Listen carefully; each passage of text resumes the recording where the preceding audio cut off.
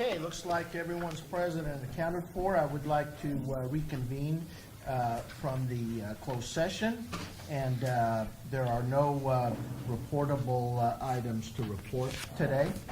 And so with that, could we please stand for the Pledge of Allegiance? Ready? Salute. I pledge allegiance to the flag of the United States of America and to the republic for which it stands, one nation, under God, indivisible, with liberty and justice for all.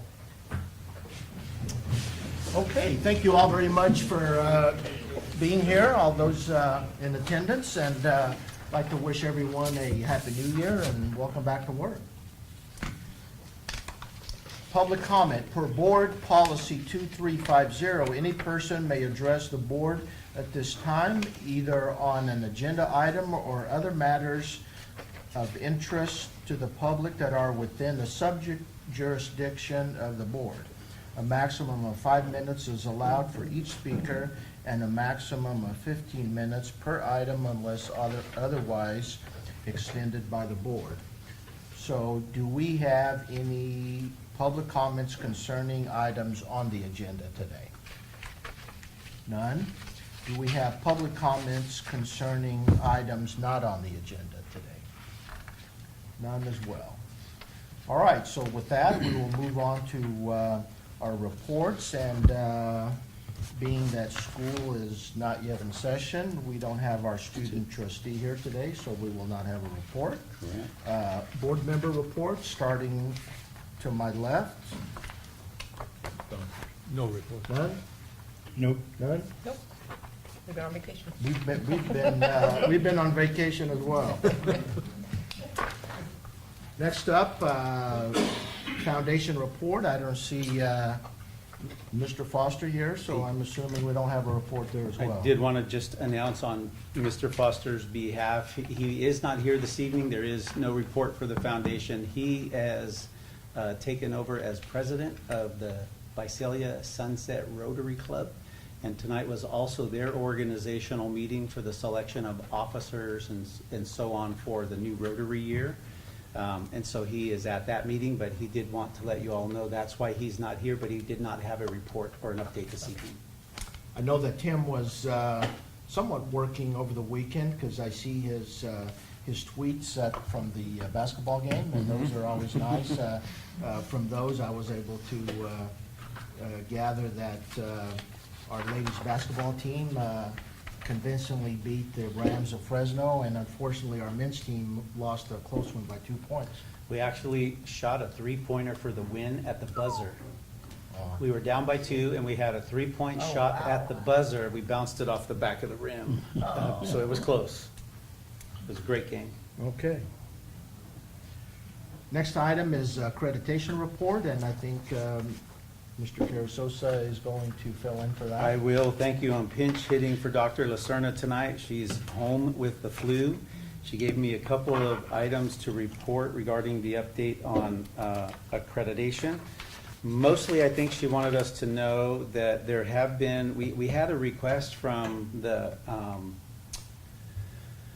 representative who's been chosen to chair our visiting team committee. He is president from a neighboring community college here, Hancock Community College on the Central Coast. The original dates that were scheduled for our accreditation visit actually conflicted with his monthly board meeting as president for his college, so he asked that we change those. And after working through the ACCJC, I wanted to report that our visitation will now be October 1st through October 4th, 2018, 1 week earlier than what we had previously scheduled. So October 1st through October 4th, 2018. Also wanted to remind all of us that we have our next accreditation summit. It's being titled the Accreditation Summit in 4D, a play on 3D. And it will be held on Friday, January 26th from 11 a.m. to 2 p.m. Lunch will be provided, and it will be in the Porter Fieldhouse. So as we get ready to finalize our institutional self-evaluation report, one key element of that report that's new and different than our reporting requirements in the past is the quality focus essay. And so that the topics, potential topics for the quality focus essay and how we approach that will be the center of discussion for that next summit coming up on the 26th. So if you as board members would like to attend any part of that or all of that afternoon with us from 11 to 2, Friday, January 26th. Okay. And that concludes our update on accreditation. Okay. Any questions of Mr. Carrizosa? No. Okay, very good. So you're up again with the superintendent's report?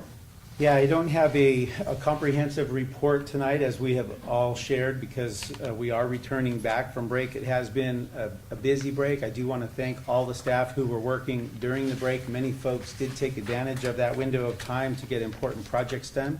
Wanted to remind you all that we do have convocation for the spring semester this Friday.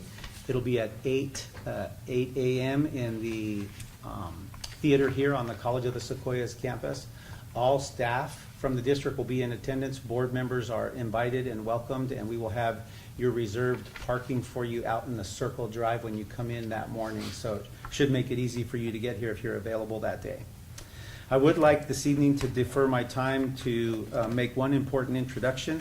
We had an opportunity to replace our director of the TRIO and Upward Bound program mid-year. We had a chance to recruit and interview some outstanding candidates, and I think I have Michelle Brock here this evening, our Dean of Student Services, and she will introduce our new director.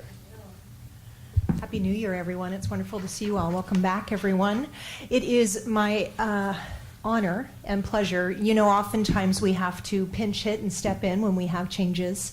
And I've had a wonderful opportunity to get closer to the TRIO program and all their strengths and areas of need.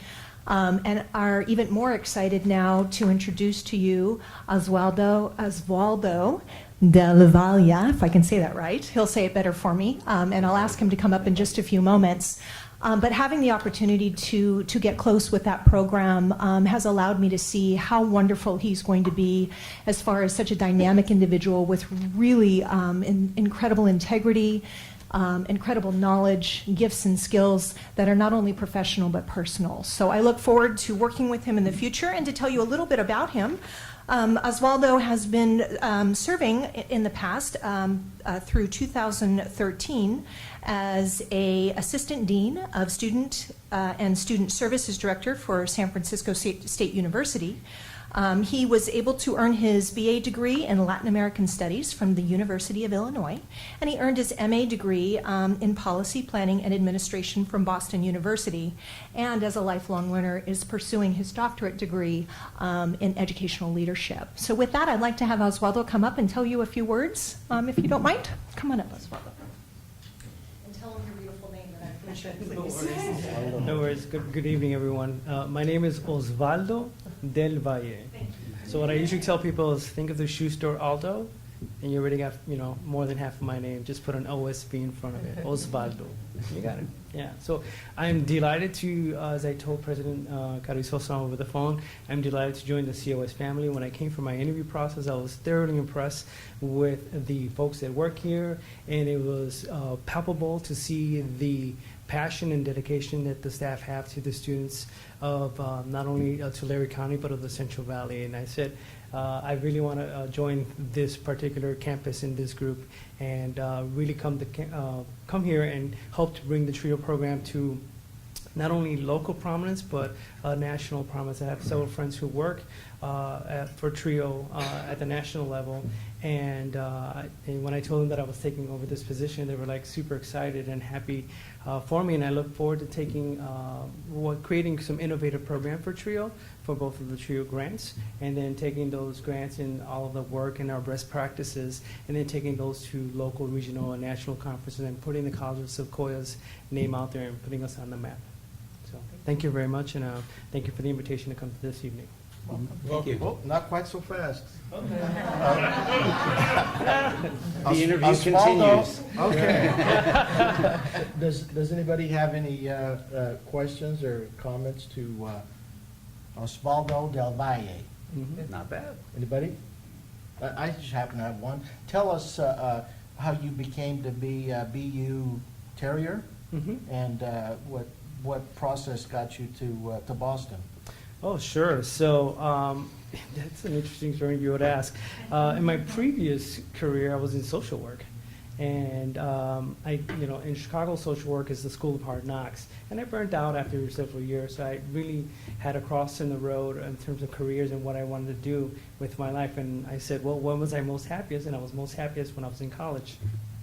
So I applied locally and got nothing. I applied in the region and got 2 interviews in Wisconsin. And then finally, after those positions not coming to fruition, I cracked my knuckles and applied nationally. And thankfully, Boston University was able to give me a chance, and I came in frontline staff working for Residence Life and University Housing, and that's how I became a Terrier. And of course, I got my second master's while there. So, Great. yeah. Welcome to College of the Sequoias. Thank you, I appreciate it. Thank you for Thank being you, here. Osvaldo. Okay, under our next section, reports, Dr. Tremble. Good evening. I just have a couple things. Academic Senate is going to be having a training session on Friday afternoon. We're going to go through a lot more of what happens at the state level than we've been doing in our training, so that our senators understand the opportunities that exist for them to actually participate at the state level. We'll be doing our normal 10+1 training as well as our Roberts Rules.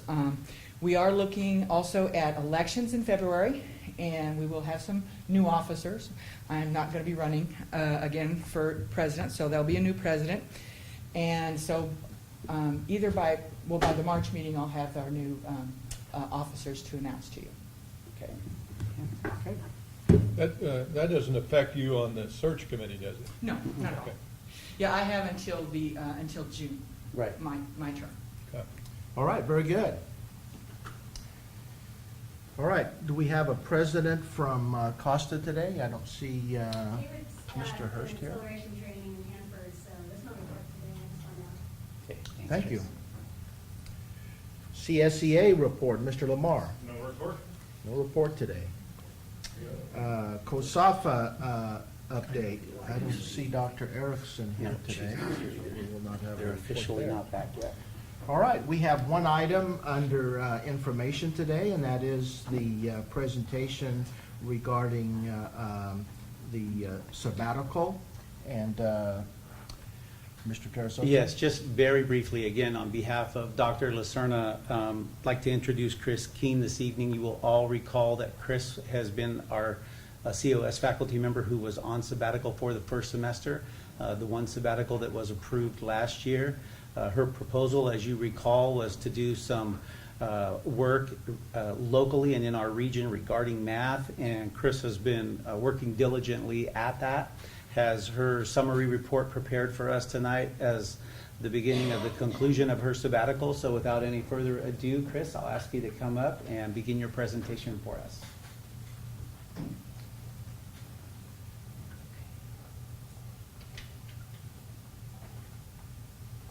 Well, I wanted to start off by just thanking the board for allowing me the opportunity to go forward with the sabbatical. I know it was a little bit difficult last year with some of the politics, but I believe you'll be very happy with the outcome. I think I accomplished a lot, so I do apologize for the quality of the presentation. I was in this afternoon trying to find the right color so that you can see it. So if there's some parts you can't see, please feel free to interrupt.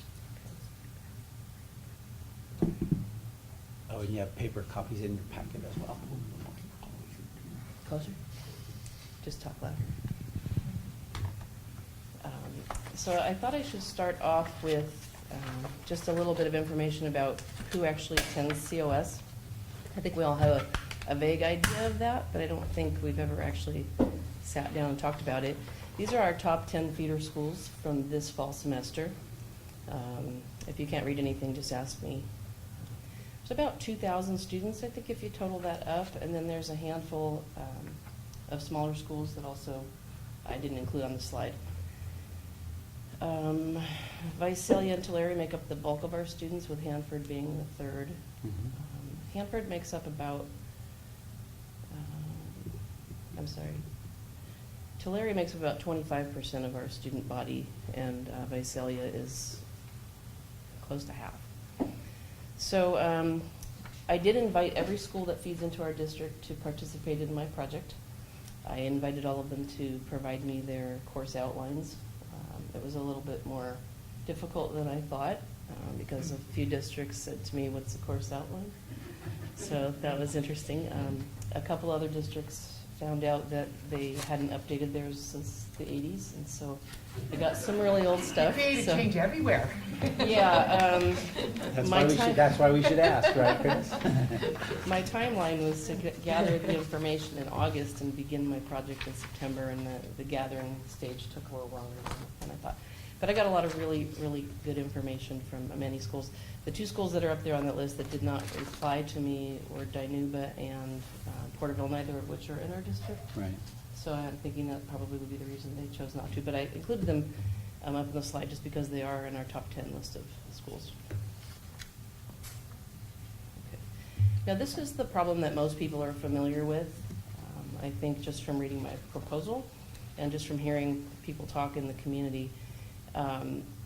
The sequence of math courses has been changing statewide. What you're seeing up there is the traditional sequence that I would say everybody in this room who went to high school had gone through. That's the way it's been done for many, many, many years. But now there's a new sequence called the integrated math sequence. And I don't know about statewide, but in our community, about 75% of the students are now on this new sequence. I brought up Tulare because Tulare is one of the schools that's still on the traditional sequence. So 25% of our students, roughly, are still following the algebra, geometry, algebra sequence. The other 75% are on the newer sequence. So that's the problem that we have. Students are going through different preparations before they come to us. So I was trying to figure out a way to explain it, because it's a really complicated thing to discuss if you don't have the vocabulary for the math topics that are included. So the visual that I had in my mind of the two different sequences turned out to be trees. The traditional sequence, algebra, geometry, algebra 2, is kind of like a typical tree. You can think of it as a giant sequoia if you want. And the one on the right is a different type of tree, and in my mind, as I was going through this project, it reminds me of Home Tree from Avatar, if anybody's seen that movie. And so I was kind of looking at tree pictures, trying to find a way to show what I was trying to show. Now, when we went to school, the tree on the left, and I don't know if you can read the writing in the tree, it says preparation is one subject at a time. So one year you do algebra, then the next year you do exclusively geometry, and then you go back and you do more complicated algebra. And the integrated math sequence is much more complex than that. You can see that the algebra and the geometry are still in there, but there's this huge branch or component of statistics that's interwoven through all the courses. And trigonometry, which is routinely taught at the higher level, is also introduced as early as the second year in the sequence. So it's a very complicated kind of web of information that the students are getting. Now, to complicate things more, and this is where most people might be a little bit lost, because people have a tendency to interchange those two concepts up there. Common Core is not equivalent to integrated math. And most people kind of throw those two phrases around interchangeably, and they're not the same thing. So in addition to having different sequences running in our district, there's also this confusion between what is Common Core and what is integrated math. So I thought I'd take a minute to do that so that everybody's on the same page. Before Common Core, which is what we're all used to, it's what the traditional sequence has always been taught like. Each topic is studied from the most basic to the most complex, and then moved on to the next topic. So you introduce something at the basic level, you build on it, build on it, build on it, master it, and then move on to something completely separate, and you do the same thing over and over again. And sometimes the topic is studied for 3 weeks and then never seen again. The emphasis is on procedural work, lots and lots of drill, practice problems and repetition. And then at the end of a chapter, once everything has been learned, there's usually some kind of application where you apply what you've learned. That's the way most of us are used to learning math.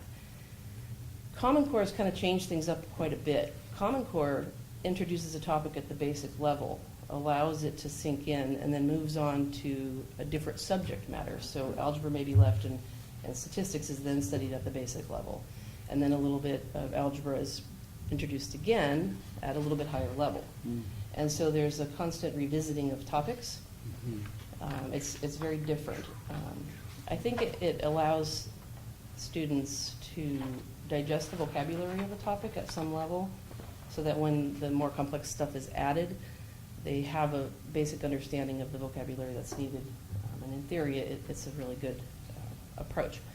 Topics are studied not just procedurally. There's a lot of multiple approaches. There's a lot of hands-on approaches to the study. There's also procedural work that's included still. It's not left out. But there's also a lot of technology incorporated and a lot of different components. So each topic that's studied is studied from many different viewpoints. There is less drill and a lot more discovery-based work, which tends to be the hardest part of integrated math, is to incorporate the discovery-based work. And then applications drive the topics as opposed to being a culminating activity. So just to give a little story to kind of explain what that means, one of the topics that you study in trigonometry is the sine graph. It's a very cyclical wave-shaped graph.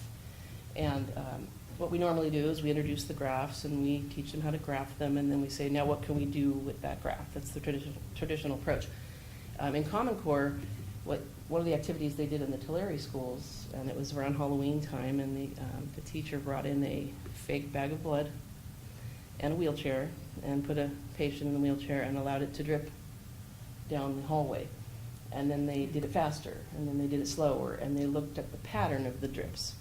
And then they figured out, well, what could be going on here, and how could we figure out what that means? And from that example, which sort of excited the students, then they decided to come up with that graph and show how it was cyclical. So it's completely the opposite. Instead of learning the content and then doing an activity, they're motivating the content with the activity. That's difficult to do, but that is the principle. So what's going on in our district? This is the options. COS is still operating on the traditional sequence, although we don't include geometry. So we have essentially Algebra 1 and Algebra 2 with the geometry left out. Tulare is still on the traditional sequence, Algebra 1, Geometry, Algebra 2, but they are using Common Core principles, even though they are on the traditional sequence. Visalia and Hanford, this is again the three largest feeders, are using the Common Core principles, but they're using the integrated sequence. So that's why it's such a complicated discussion, because we have the different sequences going on, and then we also have the different approaches to studying them. I put Tulare there because that's what it says if you look at their curriculum, but just for face value. But Tulare is actually a little bit more to the right, because they are integrating to some degree within their statistics, but not so much within their geometry. That one's separated. So they're kind of a little bit more to the right. So this is what integrated math in Visalia and Hanford looks like. And I mentioned before, they combine everything together. So there's an algebra component, geometry component, a stats component, and a trig component. And students are exposed to all these subjects early, and if for some reason they leave the sequence before it's complete, they have some exposure to all of the subjects. When they complete the sequence in high school, they should be prepared for any major because they've covered all of the topics necessary as prerequisite work. However, if they exit early, they lack some of the algebra that's necessary for the STEM majors. And if you look at the top of the tree, I put the three majors, or the three branches of majors, if you want to call it that, that we at COS offer when students are finished with developmental math. They either take statistics, they take a STEM major, which is science, technology, engineering, and mathematics.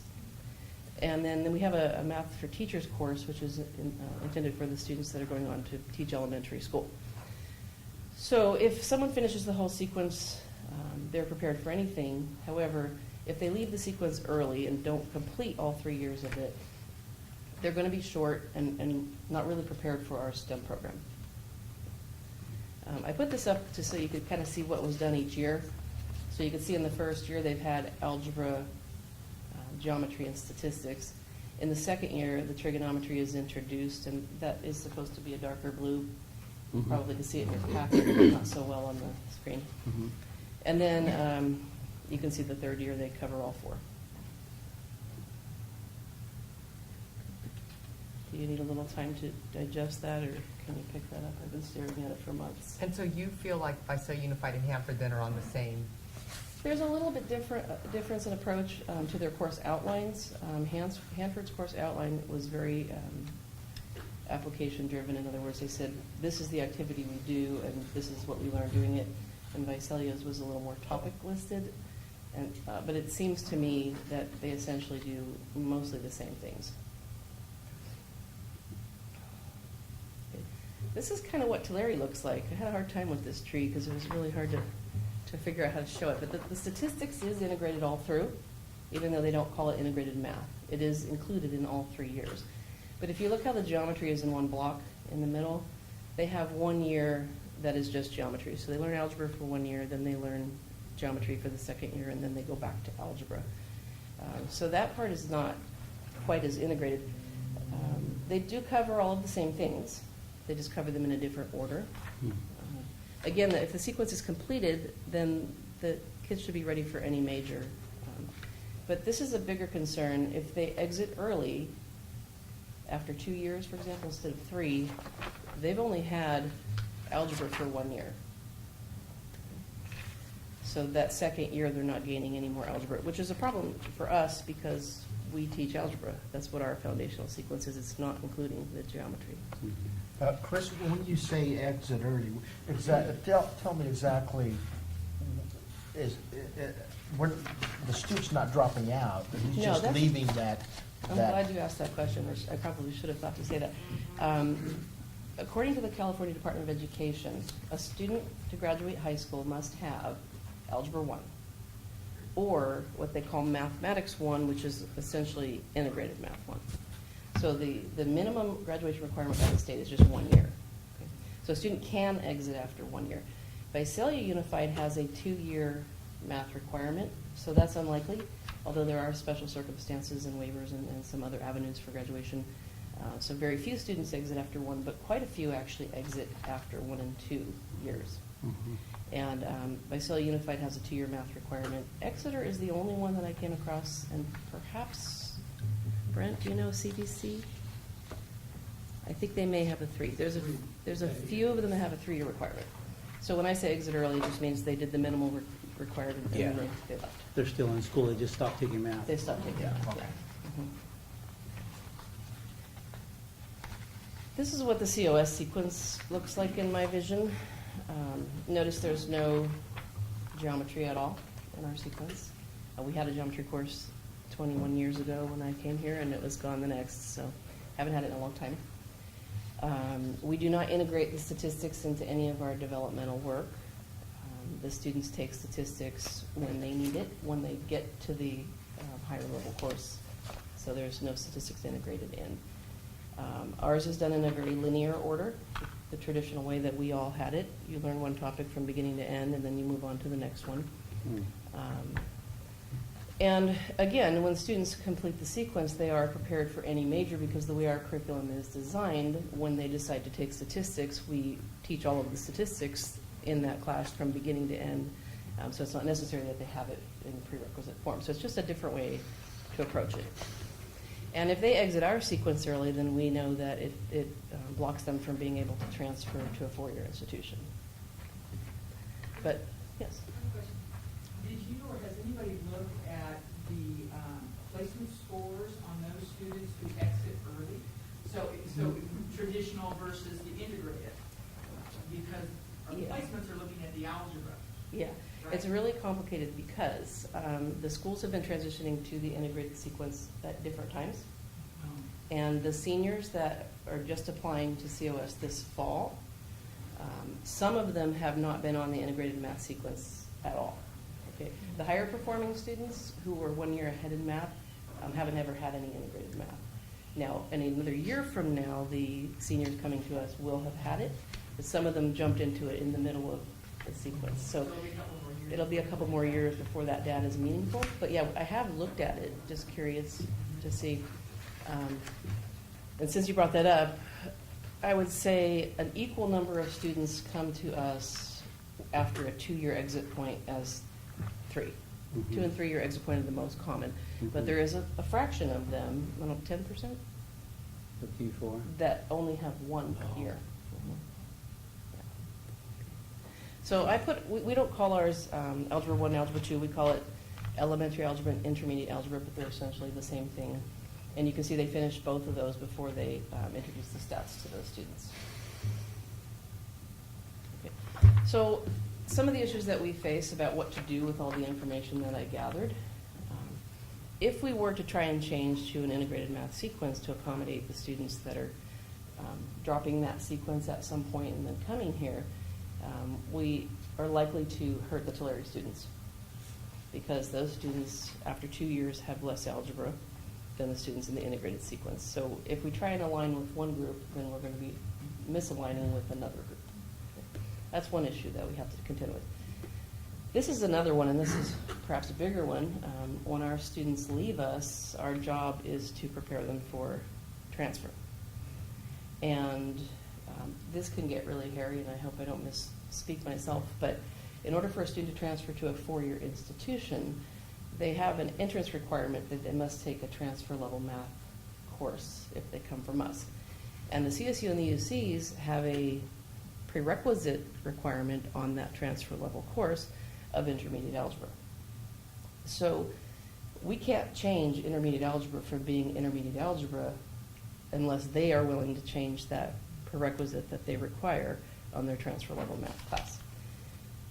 That might be coming in the future, but it hasn't happened yet. So making a dramatic change to an integrated sequence right now would be detrimental. In fact, I put this quote up here from Harry Hillenbrand he's a former chancellor from CSU Northridge, and this is exactly the way he put it. You know, we know that we have to make changes in response to AB 705 to try to accommodate our students. But we really kind of need to align with the Common Core principles, but at the same time, we have to prepare them for the baccalaureate route, and it's a pretty hard spot to be in, no matter what we try and do. This is the biggest issue, I think, is that students are not exiting the sequence at the same place.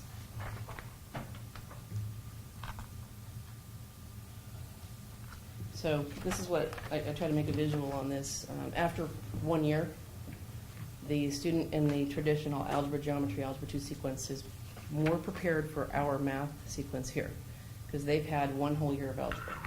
The students in the integrated math sequence, since their algebra is spread over 3 years, have had 1/3 of the algebra. Now after year 2, now the integrated math folks have the advantage, because now they've had 2/3 of the algebra that they should be having. But the students in the traditional sequence are in geometry, and they're not learning any algebra that year, potentially at all or very little. And so they make no gains during that 2nd year. And then by the 3rd year, everybody's caught up to where they should be. So if the student completes the entire sequence in either avenue, everything should be fine.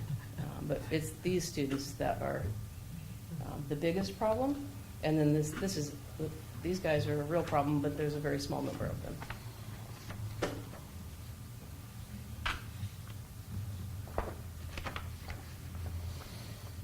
So what are we going to do about it? Which is the reason for my project in the first place. We've been talking as a division quite a lot, and one of the things that we've considered, and I'm personally in favor of, is creating different paths for different majors to allow the students who come in after 2 years to perhaps take one route, and the students who are motivated and want to be in STEM majors to take another. This allows the students who come in after 2 years, who are lacking some of the algebra, to perhaps still be able to take and pass a stats class, but those students would never be prepared to take and pass a trig class.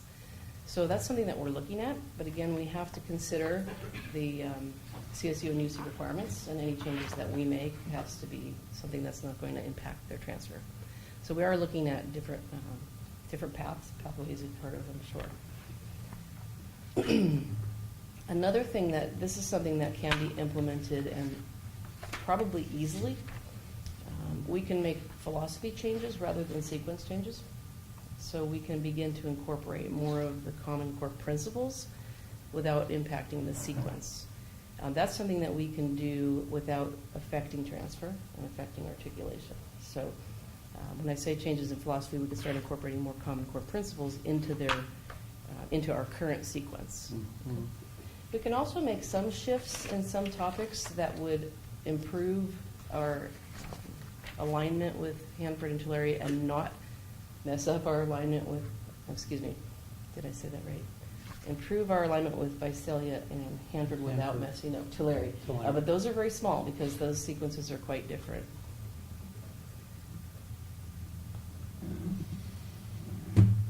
This is another one that I'd like to discuss with my division. One of the things, and I'm not sure how familiar you are with MMAP. Have you guys heard that acronym? MMAP is a placement model where they use high school grades and GPAs instead of a placement test to place students. And I've been kind of playing around with ways to maybe incorporate that to some degree. That's a very, very difficult, contentious topic in my division as well as others. So that's something that we're going to have to hammer out. But I think if you look at a student who has completed integrated math 2, and you look at a student who's completed geometry, they're not experiencing the same thing, so their placement shouldn't be just based on their grade in their second year of math. The topics that are included have to be considered. So I think we can maybe try and work that into our placement model, should we decide to go that route. But the bottom one, and this is the one that I'm kind of most in favor of, I'd like to consider adding some small unit courses to supplement the need for those students that drop the sequence midstream. If a student has had only 1 year of math in the high school system, they are not prepared to come into our transfer level math classes here. And I know that you've all heard of AB 705, but I don't know how much of the media coverage of AB 705 you've attended to. But there's a lot of people out there saying that it's demoralizing to students to make them learn again something that they've already learned.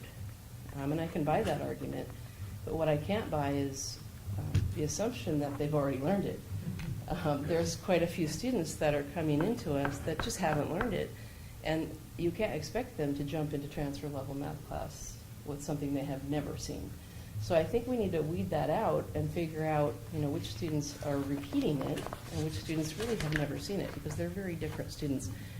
And so I'd like to consider offering some unit courses of certain topics that we know are missing from one sequence or from another sequence that students can maybe take and then jump into a higher course more quickly without repeating a whole lower level course. So those are some things that I'm going to discuss with my division next week, yes.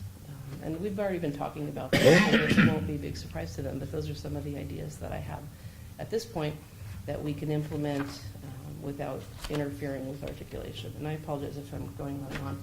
I haven't been in front of a classroom in like a while, and so I have a lot of We're getting you primed up for next week. Yeah. So what we're doing right now, we have a ton of faculty. I've never seen my division actually so motivated to go to conferences. We have been attending conferences like mad, all over the place, trying to gather information to see what other schools are doing, to see what we can find out. So we're already doing that. We're supposed to get some guidance from the CSU and UC systems, hopefully by the end of this spring semester. So this semester is going to be tough because we're trying to make decisions without information that's relevant to those decisions. But we are expecting guidance from our chancellor and from these systems very soon. And this is the thing that I'm most proud of right now. I don't know why, I just decided to do it. It wasn't really part of my proposal. But I beginning to implement a new collaboration project between COS and our feeder high schools. I sent an invitation out to all of the schools that feed into us and asked them if they had any instructors who would be interested in pairing with us one-on-one. And we've tried to have large articulation summits before, and it's really difficult to get that many people to find a time where they can all get together. So we are pairing individual teachers with individual teachers from high schools, and we're going to see where it goes. We have a Google workspace that we can collaborate on with that. And that's due to start this spring, and he's not here, but I'd like to thank Pa for funding that for me so that we can get that going. And I think this is very important because there's some frustration in the community. Some of the teachers don't like the integrated math sequence that they've been switched to. And there's a big question, I've been in education a long time, and I know California has a tendency to change ideas before something has been fully implemented. It doesn't work if 5 years we change it. So I don't know what's going to happen, and I think having this collaboration in place to allow us to navigate those changes will give us the best footing we possibly can have to make the decisions that we need to make. So, yeah. I think I'm up to 9, so about half of our teachers are participating in the project. I'm hoping that once we get it going, I can get some more on board. I'm going to be personally working with VTech. That's the school that I lined up with. I'm already working with Redwood. So those are the 2 schools that I'll be working with, one-on-one with teachers, but we have quite a few other teachers. Tulare, just to wrap it up with that, I have Matt Beret working with Tulare. He lives in Tulare and his kids go to school there, but I'm really glad to have one of our best people on that because they're changing their curriculum right now, and the 3 schools in Tulare are not even in line with one another. And so having him down there is going to be really important for us as we try to navigate what comes next. Would you say when you look at, the traditional versus the integrated, after all your years of teaching, what would you say for the high school student is best for them? That's a really good question. Personally, philosophically, I think the integrated math approach is a better concept. However, the problem is, and I've talked to many teachers, teachers who've been teaching for 20 years, 30 years, many of them are resistant to the change. And if you try to teach the integrated sequence with the old principles, it doesn't work. And so right now, while the transition is still in flux, I'm not sure that it's going so well. In certain districts, it's going really well, and in others, not as well. And again, a lot of it depends on the teacher and their commitment to the approach. But personally, as a parent, my kids are in 9th grade. I think the integrated approach is better because it allows them to digest something at one level before it's layered on. Yes. You indicated that if in the high schools, no matter what system they're in, they take 3 years' worth, that pretty much eliminates the problem or negates it considerably. The risk of sounding naive could part of the solution be to get the high schools to require 3 years? You guys are asking all the right questions. And is that really as naive as it sounds? No, it's not, and I'm so glad you asked that because starting with freshmen that begin this fall at Visalia Unified, they will be required to take 3 years. So Is that perhaps, so then the other things you talked about is what do we do if the high schools don't do what they should do? yeah, it's difficult. So maybe, I guess what, so maybe the part they should be is to through some method that beyond your efforts too, is to try to get them to do it. yeah, I guess the Yeah. question is, what can we do, if anything, to? Well, no, we have authority. I know we don't have authority, but. we Well, have I'm a- hoping that the collaboration project will help because, and one thing, I need to mention this to my group, the most interested party that I've seen at the schools, and I'm not even seeking them out, that are just coming to me, are the counselors. So I think if we could get the ears of the counselors and then the message can get to the students through the counselors, I think, not just the school requiring the 3 years of math, but the teachers pushing those students to do well in those 3 years of math, or at least proficient in those 3 years of math, is very important because if they realize that they're going to be coming to COS and we're gonna raise our floor. And if they don't raise their ceiling to meet our floor, we have a really large problem. I think one of the concerns that we have is even the students that are taking all 3 years of math are still placing low in our system. So it begs the question as, when they complete the sequence, how proficient are they really at what they've been exposed to? So we have to weed out or somehow separate out the students who haven't seen it. You might have a really good student who hasn't seen all of the material. And you might have another student who's very weak who has seen all the material, and they can't really be treated the same when they come here. So, yeah, you're right, we have no control over what happens there, but we can influence. We can give them as much information as we have to help better inform them, and then we can try to figure out how to respond to what comes our way. Thank you for that question. Yeah, very good. Anybody else? Anything else? I have one last question. It seems like I've heard in the last few months of parents who sent off their kids off to, not here, but off to USCs and state schools, that their students started, their freshman year taking algebra right away and skipped the pre-algebra, and then were, done with it then took geometry in the summer, took algebra 2 their sophomore year, and now they're freshmen at these schools taking algebra again, and they've forgotten it all. Are they switching that back, or that seems to be an issue I hear about from a handful of parents? So it's got to be something. Is that just those students at that time, or can they still do that today? That sequence, that traditional. I mean, and this is mainly Tulare kids. So, but they went off to college, and now they're having to take algebra again, and it's been 2 years since they've had it. So they are, well, if they're freshmen when they take Algebra 1 and then geometry Over the summer. and then a sophomore Algebra 2 with the 2-year gap, yeah, I don't know. I mean, that's something that Hanford, and I tried to get together with Hanford, I was unable to do. They've created a senior level math course that's to motivate students to take a class, just to keep them fresh. And bring it up, have them, refresh before they go to school. That Yeah. makes sense. I mean, I know these are things that have to happen at the high school level, but I'm thinking of, do you see those students here too, that have not had algebra in a year or two? Yeah, and it's more than that, because Absolutely. when they come to us, many of our students are math phobic. And so not only do they have the 2 years gap, they don't take it when they come here their first semester or their second. They wait till their third or Yeah. fourth, and they Put it go, off. well, the only thing I need to graduate is math. And Mhm. so sometimes it's 4 years or 5 years. Yeah, okay. Another variation, Lori, of the sequencing that you're talking about, and we saw this happening in K-12 over a decade ago, is the driving down lower of the expectation for the math. So you talked about a scenario where a freshman takes algebra, and then summer in between freshman and sophomore year, they take geometry, and then their sophomore year, they're algebra 2. Put that algebra down in the 7th or the 8th grade. Many students, lots of students, especially by Cellular Unified, will finish Algebra 1 in the 8th grade, geometry in the summer, Algebra 2 as a freshman. And so if there's nothing left, and they have to take, a geometry or a trig after Calculus. that, or a pre-trig or a they're going to be 3 years without any math. And they're pretty bright math kids, but they took it all too soon.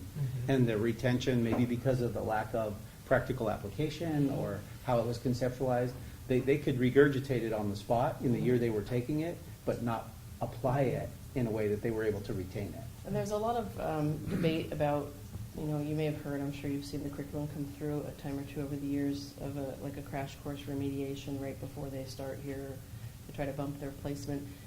In my opinion, as a professional who teaches math for all this time, if a student understood it at one point and then there's been a time gap, then I think a refresher course is perfect, and it really will help it come back if the student really mastered and understood the material. But the problem is when you take a student who did the bare minimum and barely squeaked by with that C- grade, and then they have a 2-year gap. A crash course isn't going to fix what they really didn't quite get. Right. They need the class again. Right. Yeah, so again, it really comes down to weeding out and figuring out the different, I'm not using the right word there, but separating out the students and what their needs are. And I don't know how to accomplish that for sure, but I do know that that's what it's going to take, I think, with the students coming in from our district. One of the suggestions on your slide, Chris, that I know I've talked with other presidents and other community college faculty, and they're having some success with it now, I think, is your version of those small unit courses, Yeah. whether we call them co-requisites or prereqs or supplemental courses. But it does require us to disaggregate students in a way that we know what their gap is, and then we have that small unit course to address their gap. And then we stack right on top of that. So I'm hopeful that the department will have positive discussions around those, because I think those are more easily implemented The and hard can, thing for us is the scheduling Yeah, of those. yeah. Because, you know, you give a student a course and then they don't pass it, and you have to have the subsequent course for those who do, and then, you know, so scheduling is a big issue. I have some ideas, actually, Mhm. of how to contend with that. It has so much potential, though, I think it's worth Mhm. wrestling with as a Yeah. solution, because Me if too. you could, that's one way to personalize the math deficit for each student or for groups of students. And that's, at least in my opinion, structurally, what we haven't been able to do well as an institution.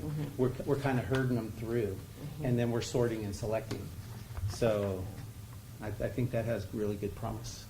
And this may seem like a really dumb question, but in terms of content on what they're getting in high school compared to when they come to COS, you're talking algebra in general, is it just, they have to have the concepts when they come in order to be successful? I mean, are they taking, is it the same, or is it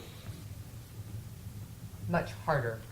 I guess, if they took algebra in high school in 2 and, you know, got A's and B's, and they come here and take the algebra, I think I can Would you answer say- that better in about 2 years, because my Okay. kids are freshmen right now. So I'm watching it, and the rigor Yeah. of what's coming home, it's there. There's quite a Okay. bit of rigor. I think there's a couple things. When they come to COS, they're covering in half the time the same amount of material. So we're on semesters where they're on years, so they have a little bit more time to digest things. But I also think the high schools are a little bit more forgiving with, you know, oh, you didn't come today, you can take the test tomorrow. You didn't do so well, yeah. let's try it again. And I don't I think agree that's with you something that there. happens in college. So I Yeah. think that is more so Mhm. than the content rigor, is maybe the It's more the material factor. expectations Yeah. of when it gets done. Got Mhm. it. Good, okay. Thank you. And I was just looking at a lot of trees, and I just I like the tree. I just wanted to show you that tree, because it was a cool tree. That's the way she felt. That's what I know, when I was mulling through the course outlines, and I just That's, thought, what a cool that's an tree. X-ray image of Chris midway through her sabbatical, right? Precisely. All Anyway, right, well, thank you thank again. thank you, Thank you. Chris. The trees really did help I'm explain it. glad. Yeah. I'm glad. And I had a lot of fun using Adobe Illustrator and remembering how to do it. So. And if you don't mind, I need to grab my stick. Thank you, Chris.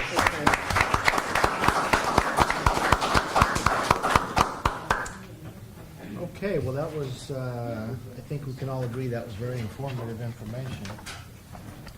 All right, we shall move on to the consent calendar, item. Thank you. Item 9.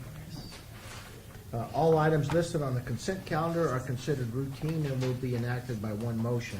An item may be removed from the consent calendar at the request of any member of the Board of Trustees or any person in the audience and considered as a separate agenda item. May the board please pull item number 3? Item number 3, personnel report, is removed from the consent calendar approval. Any others? If not, I would entertain a motion to approve consent calendar minus item 3. So moved. Second. Motion and a second for approval. Any additional discussion? All those in favor, please signify by saying aye. Aye. Opposed, motion carries. Item 3 will be addressed later, not at all, or? No, we'll take item 3 now, but what Dean Bratch has is a updated personnel report to replace the one that was on the previous consent agenda. Right. And you have that before us? Yes, and there's copies here for the public. There was one personnel item that didn't make it onto the agenda. The information we received regarding a letter of resignation came later. So we've added it, and it's on your personnel report now. We'd like you to consider that updated personnel report as a separate item under consent. Okay, I move we approve updated personnel report. Second. We have a motion and a second for approval of the amended personnel report, item 3 on the consent calendar. Is there any additional discussion? If not, all those in favor, please signify by saying aye. Aye. Opposed, motion carries. Okay, then we will move on to action items. Item 8, board policies, and item 9 is also board policies. Okay, this list of board policies under item number 8 is here before you tonight for a second reading. And you can see in the attached documents, the language being proposed for elimination has a strike-through. Any wording that's being proposed new is bold and underlined. We reviewed each of these with you at first reading at our December meeting. I would like to note under Board Policy 7341, which coincidentally deals with sabbaticals, that we also provided you, per your request at our last meeting, we provided you a copy of the administrative procedure. And in the existing administrative procedure, which has also been revised, we captured, working together with FEC under Academic Senate, we captured approved language by all parties for how this administrative procedure would read as a result of the actions we took last year regarding sabbatical. So you can see in the AP that we've set forth what the responsibility is for the Faculty Enrichment Committee, their notification and timeline to the Superintendent President, my working with the Administrative Services Vice President in Budget Development, and then the board's opportunity each year at their February board meeting to consider approval of an appropriation in the subsequent year's budget for additional semesters of sabbatical leave. That's laid out for you in the administrative procedure as well. Aside from that, these are here for second reading tonight. If you have no further questions, we would recommend approval. Okay, do we have any other questions or a motion? So moved. Second. We have a motion and a second for approval of the second read board policies 6301, 6320, 6400, and sabbatical 7341. Is there any additional questions or discussion? If not, all those in favor, please signify by saying aye. Aye. Opposed? Motion carries. Board policies under item 9, these would be first read, and it includes 2 policies. Correct. So we have, as a first reading tonight, Board Policy 6340, which has been updated to be more clear and comply with updates in the other code sections regarding public work projects, to be able to guide the district in awarding bids and contracts. And you can see there, this work was done by Vice President Staton and her staff as they worked through with our facilities folks, reviewing what our previous language was and what our proposed language is, establishing the appropriate amount thresholds for awarding bids and contracts, what's required to go to public bid and what is not, and what service contracts and their respective amounts are required to be bid publicly and what is not. So you can see under 6340 proposed updated language there so that this is compliant with code and law. And then the second one is a very simple adjustment to Board Policy 6343, and it's our BP on joint powers of authority agreements and how the college may enter into JPAs. These are here tonight for a first reading only. They do not require action. If you would like to waive this first reading and move them to a second reading, they'll be back in February for a second and final reading.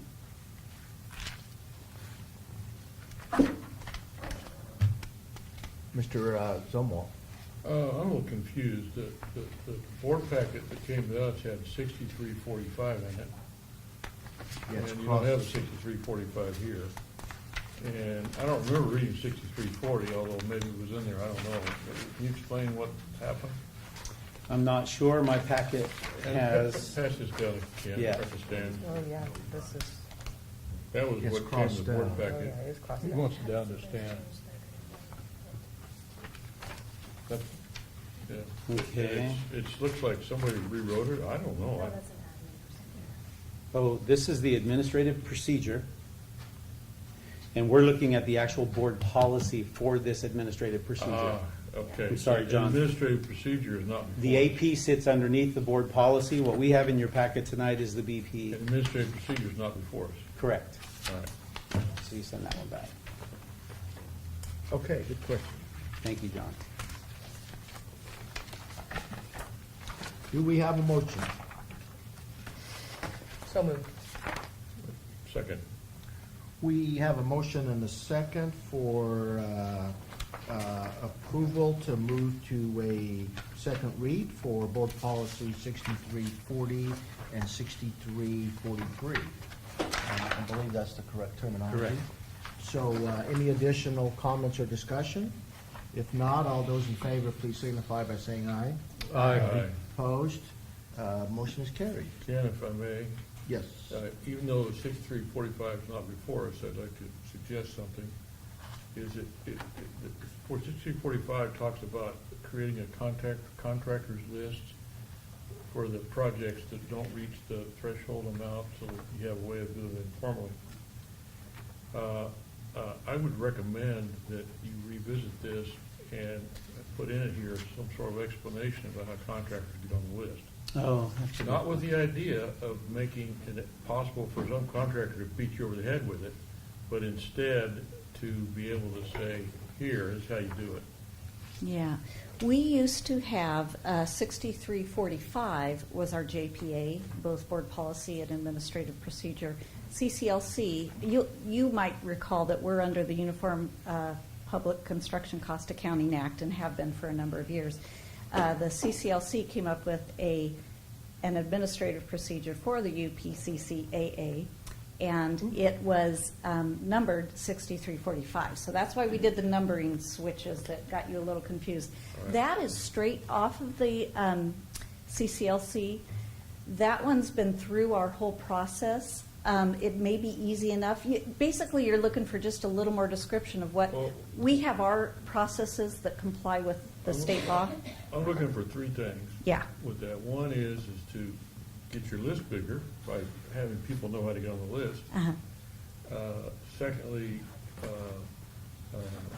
to protect the college from criticism that it's a closed club. Right. Yeah, right. so every November, we're under what I use UPCCAA acronym for, we're required every November to notify a number of the shops, I forget the specific term, Byron would be better at that. The exchanges? Yes, the builders, well, we do the builders exchange, but the union shops, there's a term Yeah. for those. So there's some steps we're required to take. I think they're pretty Well, broad. sound like you're way but- ahead of me, it just doesn't say so in here. Yeah, yeah, and Okay. it's all in the law that in order to be under UPCCAA, we have to do that. I'm so. satisfied. Okay. Okay, thank you, John. All right, so you've made it to the podium, and so the next three, While you're here. the next three items are your bailiwick. So we'll Yeah. start with the non-resident tuition for the next fiscal year. Yes. So every year, we come before you with our proposed non-resident tuition fee for the following fiscal or academic year. And this would be the proposed fee for 2018-19. And we are proposing a fee to be charged for our non-resident tuitions of non-resident students for $225 per unit. As a little history, we have been at $207 per unit this year. The prior year, we were at $211 per unit. And it's simply calculated based on our actual costs from 2 years prior. So 18-19 would be calculated based on our actuals from 16-17. And our calculation came out to $225. We have a number of different ways we can choose to charge this fee. We can go from the lowest to what might be the highest. In this case, our lowest is the $225 that we would be allowed to charge.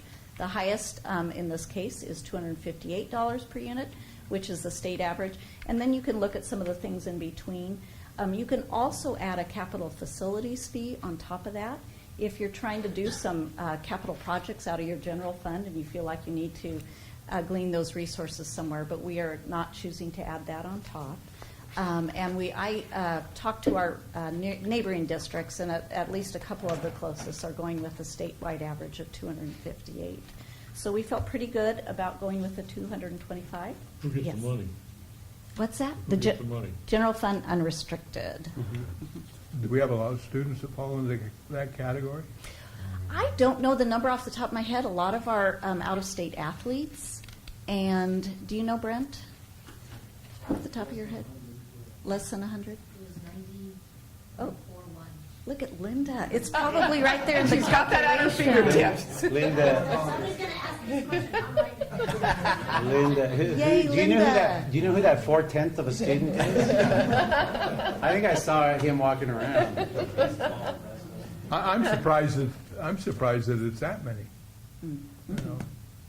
But you're saying the student athletes are a lot of it.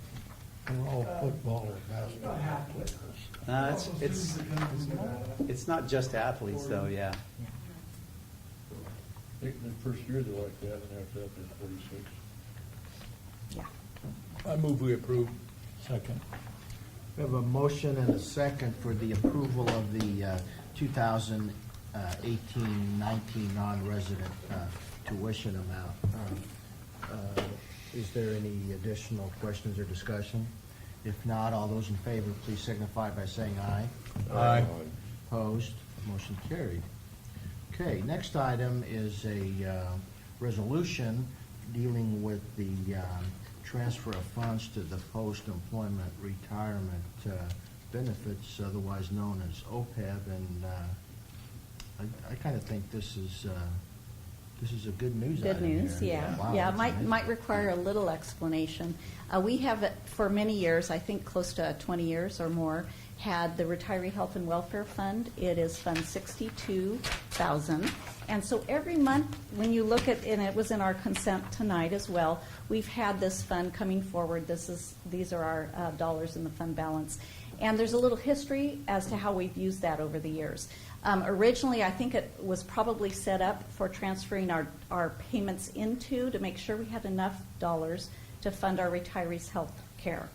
And then along came GASB 4345, and we as a district started to use that to move money into to fund our unfunded liability. And that was before opening our trust.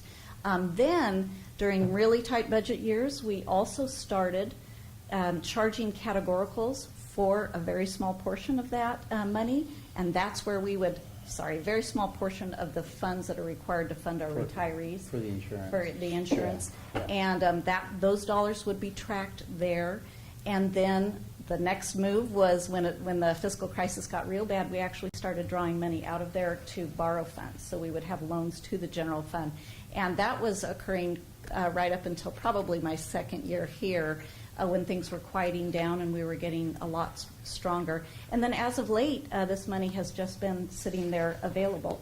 And we're now at about $480,000. And both of my fiscal managers, we've discussed and thought that it's time to probably move those funds to the OPEB trust. We maybe could have done it a couple years ago.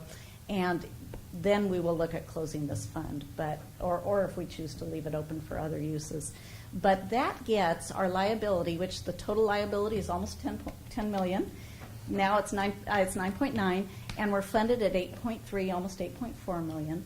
So this would take that remaining liability of 1.5 down to close to 1, and then maybe in a matter of 2 more years with our 500,000 at the end of the year. Yeah. That would be so good.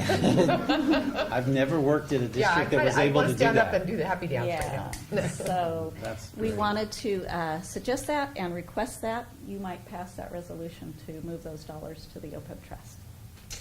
So moved. I move we approve resolution 2018-01. Second. We have a motion and a second for the approval of resolution 2018-01.